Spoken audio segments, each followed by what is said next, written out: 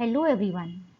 This video is brought to you by chempandit.com, which is a free science and chemistry learning platform.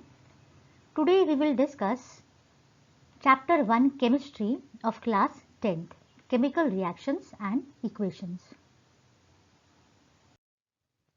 Whenever we talk about a chemical reaction, we can see that a lot many chemical reactions are going around us. Be it photosynthesis or respiration or digestion or combustion, all these are result of a chemical reaction. In photosynthesis, we all know that plants take carbon dioxide and they produce their food in the form of glucose and release oxygen gas. This oxygen gas is then taken up by human beings in the process of breathing, and they oxidize their food and produce carbon dioxide gas. Apart from this, there are other examples like thunderstorm, which is a result of a chemical reaction involving nitric oxide. Apart from this, combustion, which we know is production of heat or light when a fuel is burned. The fuel may be wood, it may be butane gas, which we use in the form of LPG at home. Apart from this, digestion taking place in plants, animals, respiration in plants, animals, transpiration, etc. So you can see so many chemical reactions are going on around us. Apart from this, in household, we can take many examples like rotting of fruits and vegetables. Fruits and vegetables rot when kept at room temperature because of reaction of microorganisms. All these are chemical reactions. So we can conclude that a chemical reaction is a reaction in which new substances are formed, having very different properties from the initial reactants.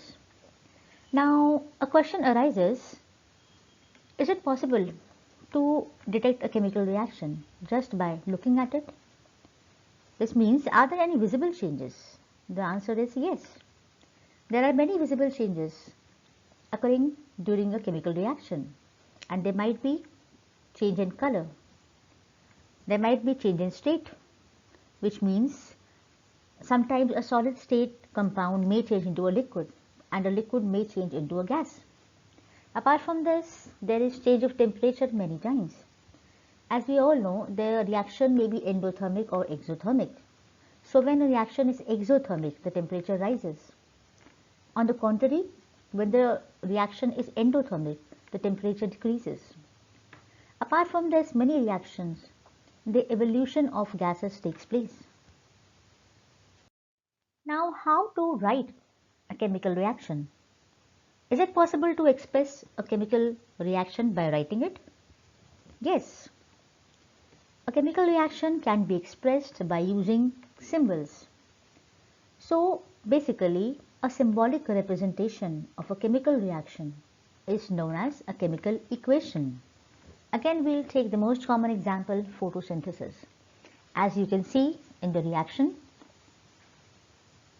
here you can see that 6 carbon dioxide molecules are reacting with 6 water molecules in the presence of sunlight, and they produce glucose and oxygen gas is released. This is how we can express almost every reaction by using symbols.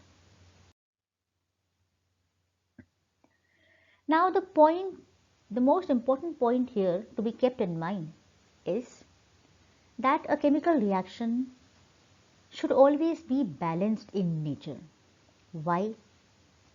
For the very simple reason that we have already discussed in class 9th, law of conservation of mass.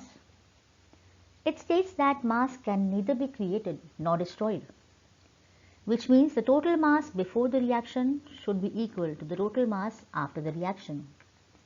Therefore, number of atoms of each element should also be equal on both the sides. And this is what a chemical reaction, a balanced chemical reaction is. A balanced chemical reaction is a reaction in which all the atoms of every element, they are equal in number in both the sides. Let's discuss how a chemical reaction can be balanced. And for this, I am taking as an example this reaction. Iron plus water gives Fe3O4 plus hydrogen. Now my first question is, first of all, tell me whether this equation is balanced or not. So let's count the number of atoms for this. On the left hand side, we can see we have only one Fe atom.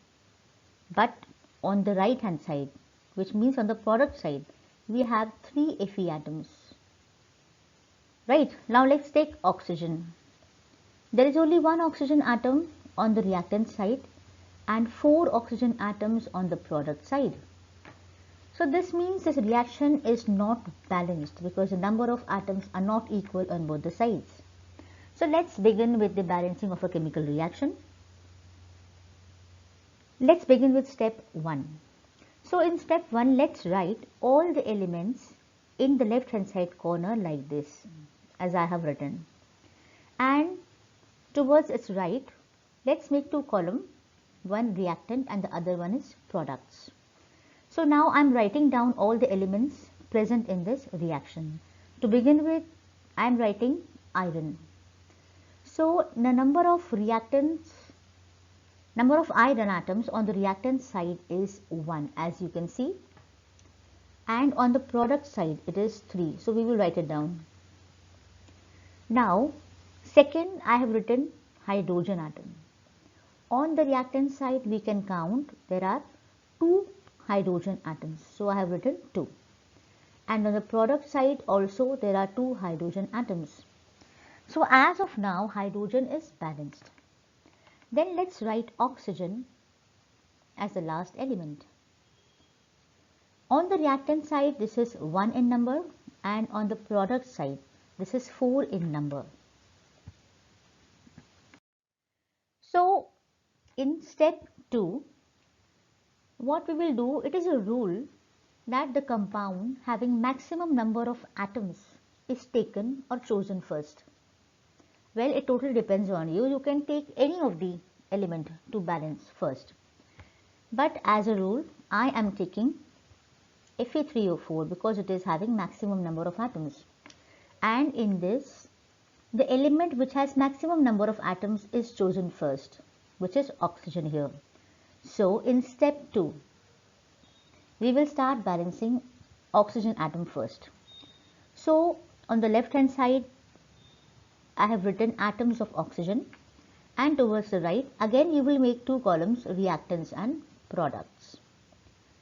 Now below atoms of oxygen write initial, which means initial number of oxygen atoms, and below that you have to write to balance how many are required.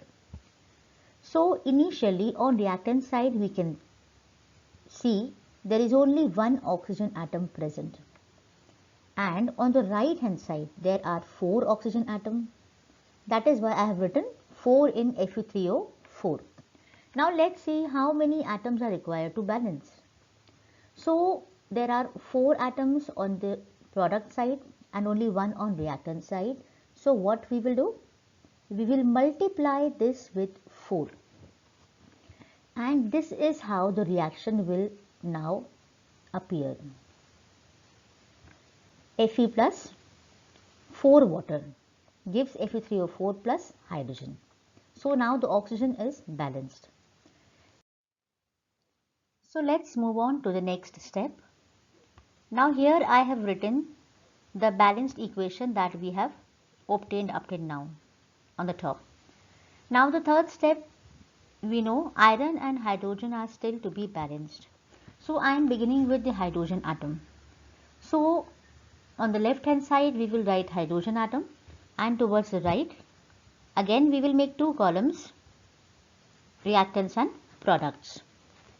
Now below hydrogen atom again we will write initial number of hydrogen atoms present and to balance how many are required. So on the reactant side initially you can say there are 8 hydrogen atoms in water molecule, and this is what I have written here. And on the product side there are 2 in hydrogen. So to balance, As we can see, there are 8 present on the reactant side here. So we need to multiply by 4 on the product side to make it 8. And now the reaction obtained will be like this. Right, so we have balanced oxygen and hydrogen up till now. Now only iron is left.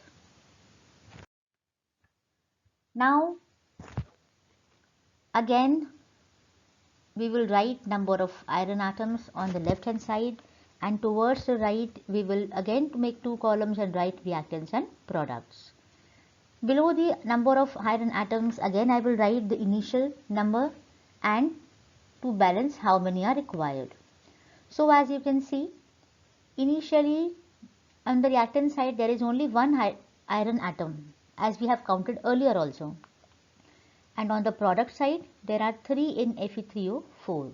So to balance we require to multiply the reactant side by 3.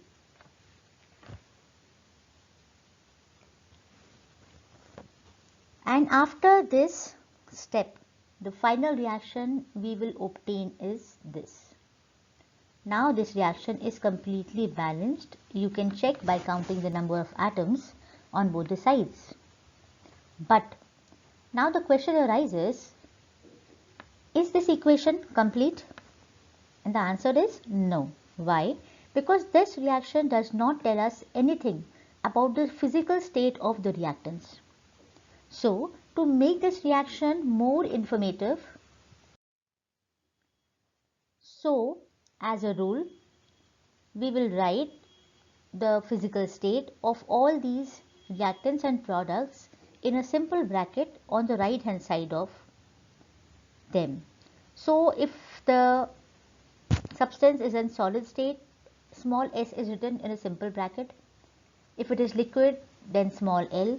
If gas, G is written, and if it is in aqueous form, then AQ is written. Clear? Now, sometimes the conditions of the reactions such as temperature, pressure, catalyst, etc. are also written below or above the arrow. So now the reaction is complete. As you can see, iron in solid form reacts with water molecule in gaseous form to produce Fe3O4 in solid form and to release hydrogen gas. So this is how we can balance any chemical reaction, right? So after discussing about chemical reactions and how to express them by writing a chemical equation, then also we have discussed about how to balance a chemical reaction. Now after this we need to discuss about the types of reactions. So there are many types of reactions. The first being combination reaction, and as the name suggests that here combination is taking place, which means some small reactants or small molecules are combining to produce a bigger molecule. So this is what is happening here. We can define these reactions as when a single product is formed from 2 or more reactants, then the reaction is known as combination reaction. Let's take an example. Calcium oxide when reacts with water produces lime and some heat is evolved. One more reaction we can take as an example, formation of carbon dioxide. Carbon when reacts with oxygen produces carbon dioxide gas. Similarly, hydrogen when reacts with oxygen produces water molecule. So all these are examples of combination reactions. Next is decomposition reaction. As this name suggests, here decomposition or breaking down is taking place. These reactions are just opposite to the combination reaction, because wherein combination some formation was taking place, here something is breaking down. So when a single reactant breaks down into simpler compounds or simpler products or small molecules, then these reactions are known as decomposition reaction. Let's take this example, ferrous sulfate heptahydrate. decomposes to produce ferrous sulfate plus 7 water molecules. Similarly, ferrous sulfate when decomposes it produces ferric oxide, sulfur dioxide and sulfur trioxide. These are simple products.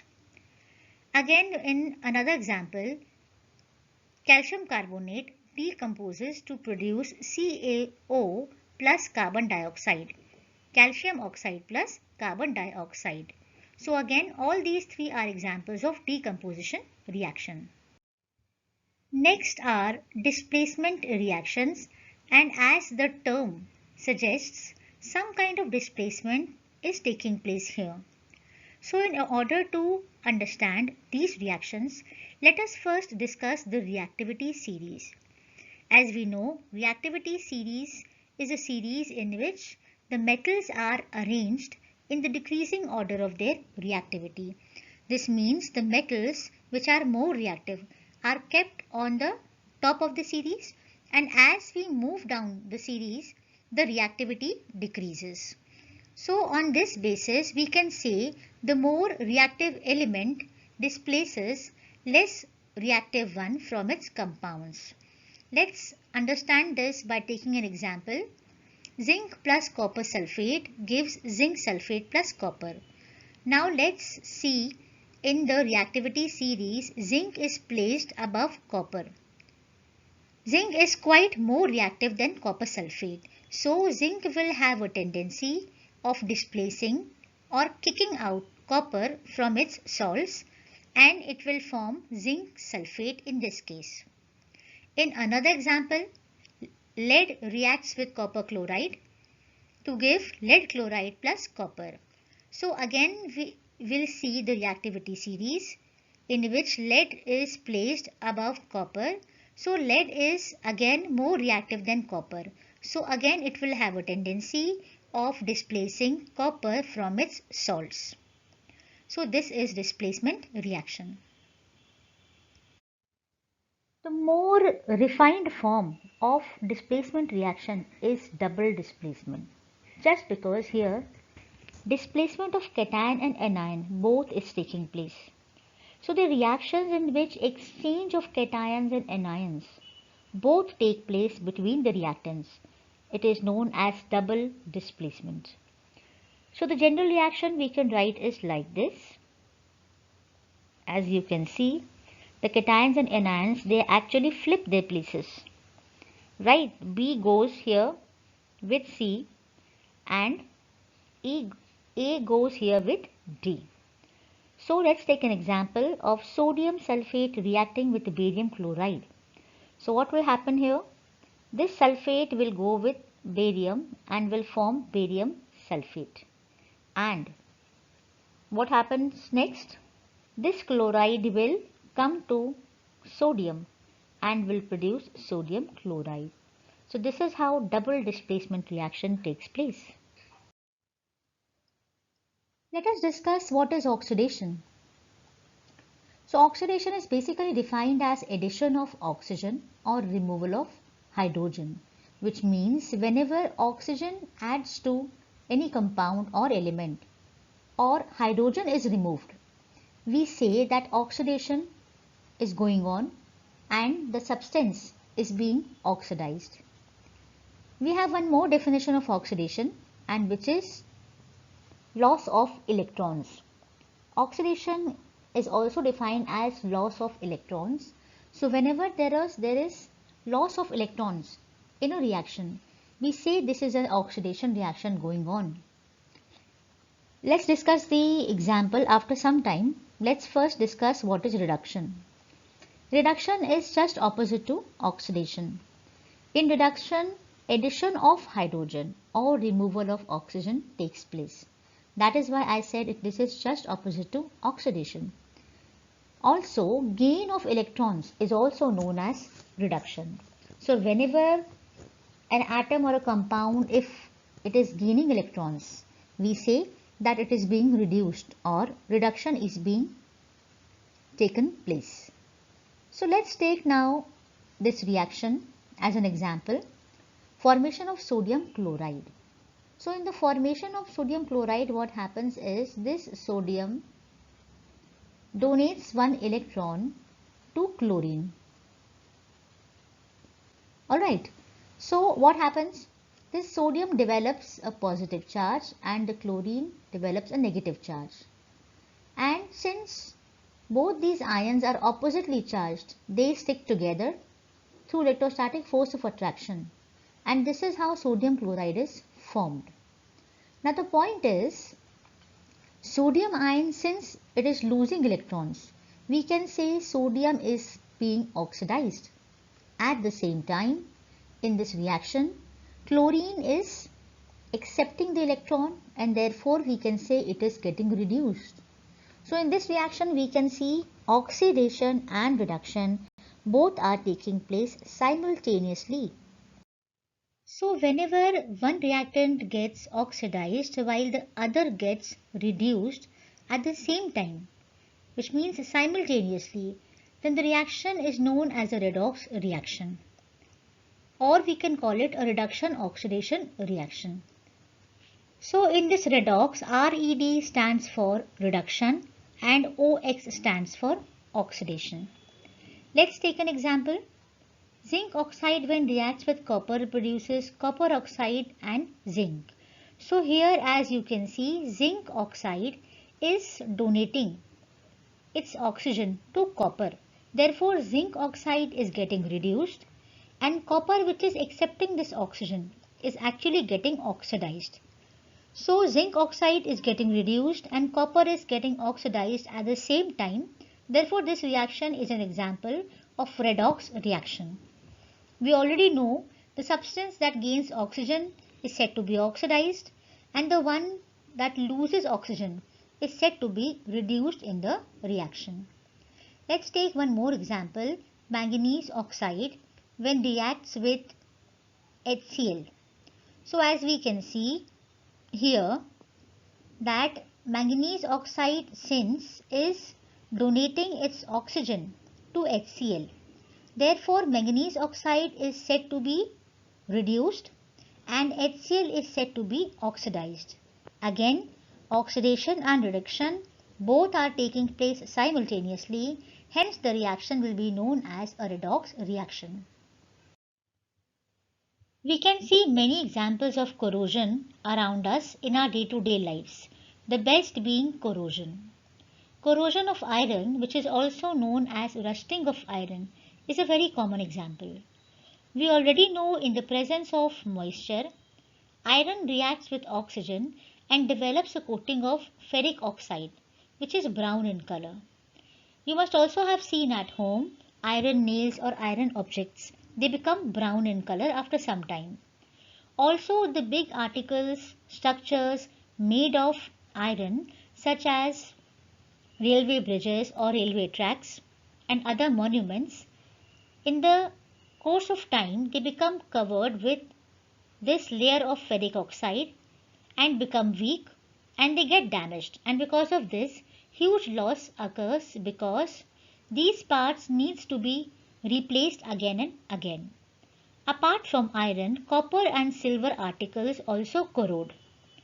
Copper utensils or articles that we use at home, they tend to develop a green coating of copper oxide.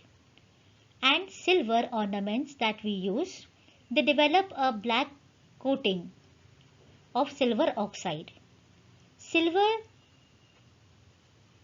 corrosion is also known as tarnishing of silver. Apart from this, we also have one more example, which is rancidity. Whenever fat or oil containing food materials like chips, when they are left for a long time, their smell and taste changes. This is due to oxidation of fats and oils to produce rancid. So because of production of these rancids, their smell and taste changes and then one should not consume those.